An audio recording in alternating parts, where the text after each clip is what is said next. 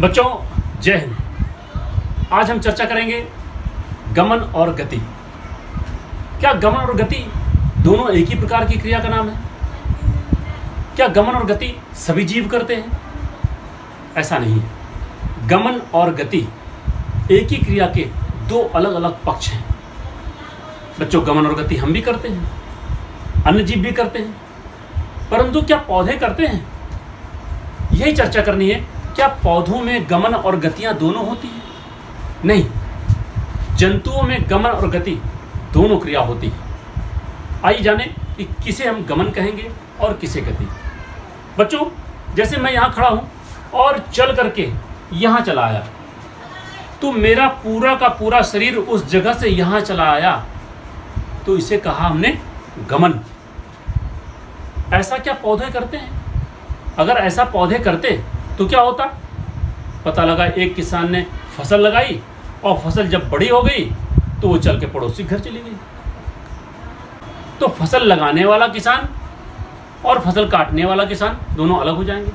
तो पौधों में गमन नहीं होता। गमन क्या है? शरीर के पूरे पूरे भागों का एक साथ शरीर के साथ एक स्थान से दूसरे स्थान तक विस्थापित हो जाना गमन कहलाता है। यह जंतु में होता है। आइए देखें क्या उदाहरण हो सकता है गमन का। आपकी स्क्रीन पर दो प्रकार के जीव गमन कर रहे हैं। दोनों प्रकार के जीवों के पास गमन के लिए एक विशेष अंग है, पैर।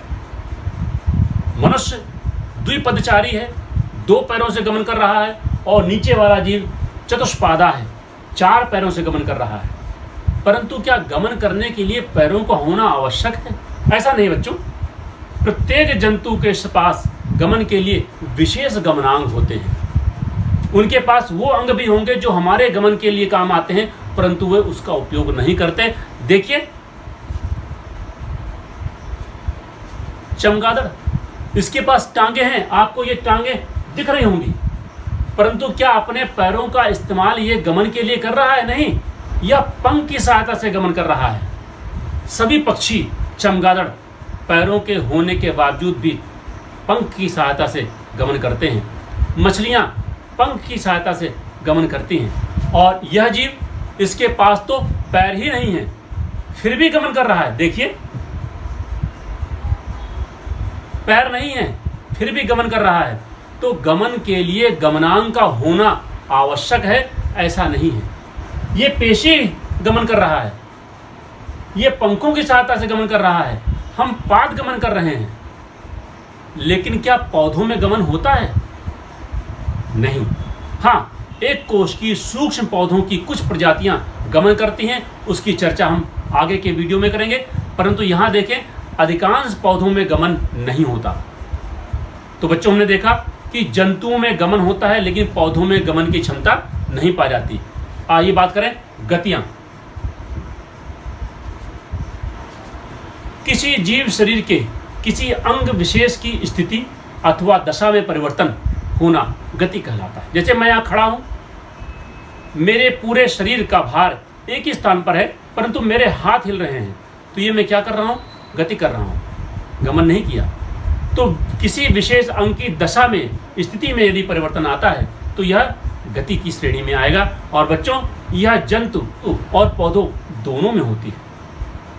विभिन्न प्रकार की गतियां विभिन्न प्रकार के नामों से जानी जाती हैं। प्रकाशानुवर्तन गति, गुरुत्वानुवर्तन गति, जलानुवर्तन गति, कंपानुकुंचन गति। आइए उदाहरण देखें, जंतुओं में किस प्रकार की गतियां पाई जाती हैं। यदि मैं खड़ा होकर अपने हाथ हिलाऊं इस पांडा की तरह, तो ये कि मैं क्या कर रहा हूं? गति कर रहा हूं।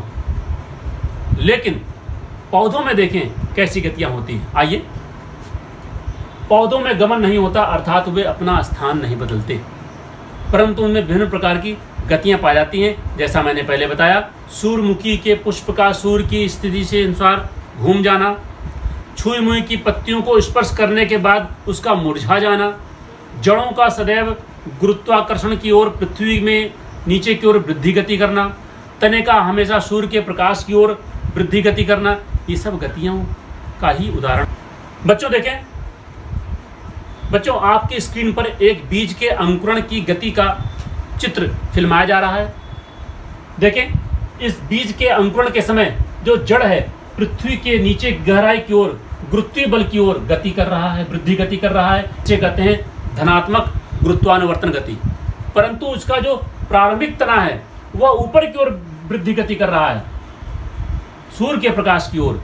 तो धनात्मक प्रकाशानुवर्तन गति और ऋणात्मक गुरुत्वानुवर्तन गति, अर्थात प्रकाश की ओर गति करना, प्रकाश से विपरीत दिशा में गति करना, गुरुत्वीय बल की ओर वृद्धि गति करना, गुरुत्वीय बल के विपरीत दिशा में वृद्धि गति करना, इन सब स्थितियों के आधार पर हम इन गतियों को नाम देते हैं। आइए एक उदाहरण और देखें।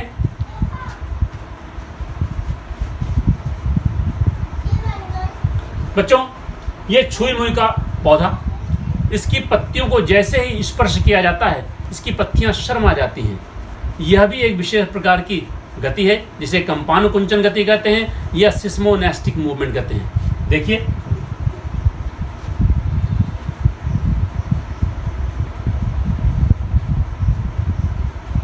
इस प्रकार पत्तियों का मुरझा जाना, जड़ अथवा तने का सूर्य के प्रकाश की ओर अथवा सूर्य के प्रकाश के दिशा के विपरीत दिशा में वृद्धि गति करना, ये सभी गतियां हैं। तो बच्चों, आज हमने जाना कि गति और गमन जंतुओं में होता है, परंतु पौधों में केवल गतियां पाई जाती हैं। जय हिंद, जय भारत।